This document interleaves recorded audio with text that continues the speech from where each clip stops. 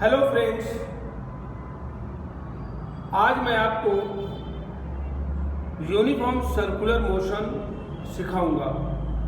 Standard 11 के state board CBSE और JEE और नीट की तैयारी करने वाले सभी विद्यार्थी इस वीडियो को ध्यान से देखेंगे। मैं अमित सिंह आपको आज सिखाऊंगा यूनिफॉर्म सर्कुलर मोशन। आइए शुरुआत करते हैं। यूनिफॉर्म सर्कुलर मोशन डिफिनेशन देख लेते हैं। When A particle moves on a circular path with a constant speed, this is called uniform circular motion. जब कोई पार्टिकल किसी सर्कुलर पाथ पर, किसी सर्कल पर यूनिफॉर्मली चलता है, यानी कि कांस्टेंट स्पीड। यूनिफॉर्म का मतलब यहाँ से लेना है कांस्टेंट स्पीड से। अगर कांस्टेंट स्पीड से चलता है तो वह यूनिफॉर्म सर्कुलर मोशन कहलाता है। अब यूनिफॉर्म सर्कुलर मोशन का मैंने फिगर दिखाया है। कोई पार्टिकल है, पी पॉइंट से चल करके पी डैश पर पहुंच जाता है। सपोज करते हैं उसकी पी पॉइंट पर वेलोसिटी बी है और पी डैश पर वेलोसिटी बी डैश है। वेलोसिटी बदल रही है, स्पीड नहीं। क्यों? क्योंकि यहाँ पे डायरेक्शन चेंज हो रही है। और आपको पता है वेलोसिटी के अंदर डायरेक्शन और वैल्यू मैग्नीट्यूड दोनों होते हैं। तो यहाँ पर P की पोजीशन C से लिया है तो R और P डैश पर R डैश, अगर C को मैं सेंटर पॉइंट लेता हूँ ओरिजिन तो, और आइए देखिए R और R डैश मिल करके एक ट्रायंगल बना रहे हैं। R और R डैश मिल करके एक ट्रायंगल बना रहे हैं। तो उसको मैं अगर अलग से लिखाऊं तो यहाँ पर आप देख सकते हैं, ठीक है, R और R डैश, ये आपका R है, ये आपका R डैश है, ये दोनों वेक्टर, और ये आपका डेल्टा आर है। आपको पता है डेल्टा आर क्या होना चाहिए, आर से आर डैश की तरफ। फाइनल आर डैश है, इनिशियल आर है, आर डैश से आर माइनस करेंगे डेल्टा आर मिलेगा। और यह पॉइंट सी है, ये पी है, ये पी डैश है, इनके बीच का एंगल डेल्टा थीटा। मैंने आसानी से समझने के लिए यहीं से एक स्ट्रेट लाइन लिया है और देखिए बी को बी की तरफ बना दिया है, बी डैश को बी डैश की तरफ। Final minus initial B dash minus B को हम बोलेंगे डेल्टा बी, तो उसकी डायरेक्शन कहाँ जाएगी, जी एच से लेकर के आई की तरफ। ठीक है, फिगर से आपको क्लियर होगा कि triangle C P P dash similar to triangle G H I. अब यहाँ पर दोनों ट्रायंगल सिमिलर आपको प्रूफ करने की जरूरत नहीं है। आपको मैथमेटिक्स का डायरेक्ट यहाँ पे यूज करना है।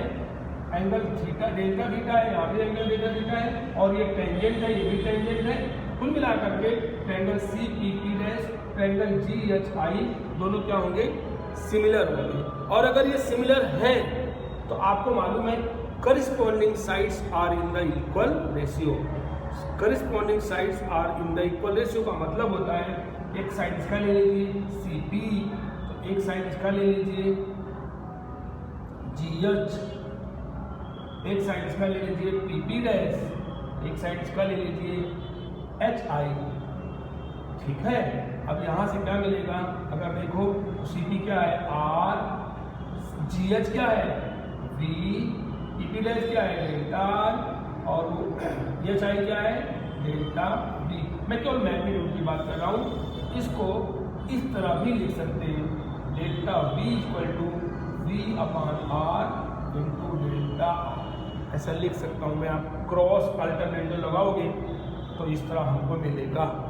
ठीक है, अब यहाँ पे हम अगले स्टेप में क्या करेंगे दोस्तों, डेल्टा टी से डिवाइड करेंगे। क्या करेंगे, डेल्टा टी से दोनों तरफ इक्वेशन को डिवाइड करेंगे। अब क्या करेंगे अगले स्टेप में, अगले स्टेप में हम क्या करेंगे दोस्तों, बोलिए, लिमिट लेंगे। क्या लेंगे, limit. Take limit, take limit delta T tends to 0। यहाँ पे अप्लाइड करेंगे। जब लिमिट लेने जाएंगे तो आपको ध्यान रखना है delta V upon delta T, limit लेंगे, limit delta T tends to 0। Right side में अप्लाई करेंगे limit B by R, limit delta T tends to 0। Applied करेंगे यहाँ भी लिमिट, तो क्या आएगा delta R by delta T. अब जरा ध्यान दीजिए, ये क्या बन जाएगा आपका, ये बन जाएगा D V upon D T, V upon R, ये बन जाएगा आपका D R by D T. आप सबको पता है इसको बोलते हैं एक्सीलरेशन, वी अपॉन आर, और इसको बोलते हैं वेलोसिटी। तो ए इक्वल टू क्या बन जाएगा दोस्तों, वी स्क्वायर अपॉन आर। ठीक है, अब यह एक एक्सीलरेशन ही है, कोई नई चीज़ नहीं आई है, कोई नई चीज़ मैंने नहीं लिखा है, एक्सीलरेशन ही लिखा है। लेकिन ध्यान ये रखना है आपको दोस्तों कि जब यूनिफॉर्म सर्कुलर मोशन के केस में एक्सीलरेशन यूज करते हैं तो यह सबसे पहले ह्यूजीन ने 1673 वर्ष में उन्होंने पहली बार इसको नाम दिया था सेंट्रीपिटल एक्सीलरेशन। बाद में इसको न्यूटन ने भी इसी नाम से बुलाया। एक्सीलरेशन जो यूनिफॉर्म सर्कुलर मोशन में होता है वह सेंटर की तरफ काम करता है, तो नाम क्या दिया, सेंट्रीपिटल एक्सीलरेशन। तो सेंट्रीपिटल का सी ले लेते हैं, ये बन जाता है सेंट्रीपिटल एक्सीलरेशन।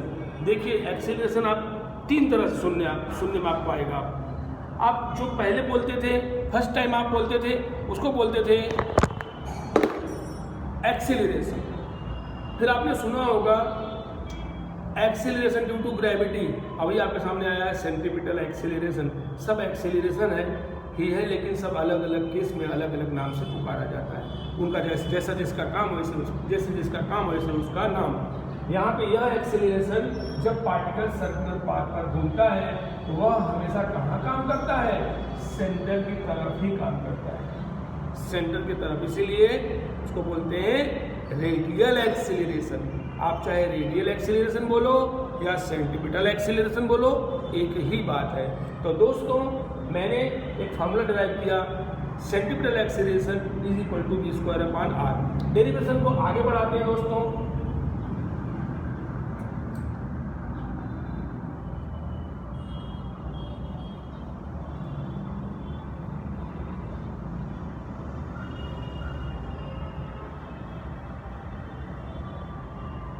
अब देखिए यहाँ पर हमने AC निकाल दिया आपके सामने, AC equal to V square upon R. अगर आप क्या करते हो, मास से मल्टीप्लाई करते हो दोनों तरफ, तो इसको बोलते हैं FC force. F equal to यानी FC mv square upon are.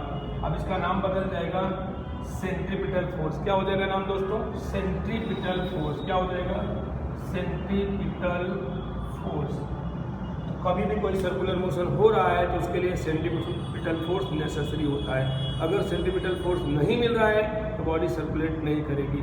जैसे अर्थ को सर्कुलर मोशन करने में सेंट्रीपिटल फोर्स कौन प्रोवाइड करता है, सन। इलेक्ट्रॉन को एटम के अंदर न्यूक्लियस। तो बिना सेंट्रीपिटल फोर्स के कोई भी सर्कुलर मोशन पॉसिबल नहीं होता है। आज से आपको ध्यान रखना है। आगे बढ़ते हैं। पार्टिकल यहाँ घूम रहा है, देखिए। अगर मैं पीपी डैश जो आर था उसको मैं डेल्टा एस नाम दूँ, और रेडियस आपने स्मॉल आर लिया है, अगर मैं स्मॉल आर नाम दूँ सीपी को, ठीक है, और ये एंगल डेल्टा थीटा ले लेता हूँ मैं, तो डेल्टा थीटा को हम बोलेंगे एंगुलर डिस्टेंस। क्या बोलेंगे, एंगुलर डिस्टेंस, याद रखना है। और आपका रेडियस सीपी या सीपी डैश क्या है, आर। ठीक है, इन तीनों बातों को अगर हम यूज करते हैं तो एक फॉर्मूला होता है angle equal to R upon radius. आपने सुना होगा एंगल इक्वल टू दोस्तों आर अपॉन रेडियस। एंगल क्या लिया हमने, डेल्टा थीटा। आर क्या लिया, डेल्टा एस। रेडियस क्या लिया, आर। ठीक करते हैं, delta S equal to R delta theta. यहाँ भी अगर हम क्या करते हैं, डेल्टा टी से डिवाइड करते हैं दोनों तरफ। डेल्टा टी से अगर दोनों तरफ मैं डिवाइड कर देता हूँ तो रिजल्ट में क्या मिलेगा दोस्तों, तो हमको रिजल्ट मिलेगा del S by delta T. अब इसको भी अगर लिमिट ले लूँगा, अगर यहाँ भी लिमिट ले लेता हूँ मैं, तो लिमिट लेने से क्या बन जाएगा दोस्तों, आगे बोलिए। लिमिट लेने से बन जाएगा आपका limit delta T tending 0 del S by delta T equal to R. Limit delta T tending to 0 del theta upon delta T, ये बच जाएगा ds बाई डी टी और D theta by D T. इसको नया नाम देंगे distance by time है तो बोलेंगे v लीनियर वेलोसिटी, r इसको बोलेंगे एंगुलर वेलोसिटी। क्या बोलेंगे? Angular velocity. v equal to R omega, v equal to R omega. एक फॉर्मूला ये मिल गया। आगे बढ़ते हैं दोस्तों। ओमेगा एंगुलर स्पीड जो होती है वो होती है, अगर एक चक्कर पार्टिकल लगा रहा है तो टोटल जो डिस्टेंस है देखो कितना है 2 पाई आर, ठीक है। और जो टाइम लगता है वो अगर एक टाइम पीरियड की बात करें तो कैपिटल टी, तो ओमेगा फॉर्मूला हो गया टोटल एंगल हो गया 2 पाई। पार्टिकल ने टोटल 2 पाई एंगल ट्रेवल किया, टाइम लगा कैपिटल टी को बोलते हैं टाइम पीरियड। तो ओमेगा का एक फॉर्मूला आपको ये भी याद रखना है 2 पाई अपॉन टी, और 1 अपॉन टी को दोस्तों बोलते हैं new. New means frequency, new means frequency. Frequency क्या होती है? 1 अपॉन टाइम पीरियड। तो ओमेगा इक्वल टू क्या मिला दोस्तों? 2 पाई न्यू। इस फार्मूले का इस्तेमाल फिर से यहाँ करो तो v इक्वल टू क्या मिलेगा? r omega equal to 2 pi nu, it means 2 pi nu r। ये बन गया v का एक फार्मूला, ठीक है। अब बात करते हैं एक्सीलरेशन की, सेंट्रीपिटल एक्सीलरेशन की, उसको भी इसके फॉर्म में निकाल लेते हैं। तो अभी मैंने आपको बताया था कि ac क्या होता है? v स्क्वायर अपॉन r, और v आपने क्या प्रूफ किया? 2 pi nu r, 2 pi nu r upon r ऊपर होल स्क्वायर, तो 2 पाई न्यू स्क्वायर करो 4 pi square new square r square upon r, cancel क्या आएगा? 4 pi square new square r। ये बन गया एक्सीलरेशन, सेंट्रीपिटल एक्सीलरेशन का नया फार्मूला आ गया। इसको भी आपको याद रखना है, जरूरत पड़ने पर हम यूज करेंगे। तो दोस्तों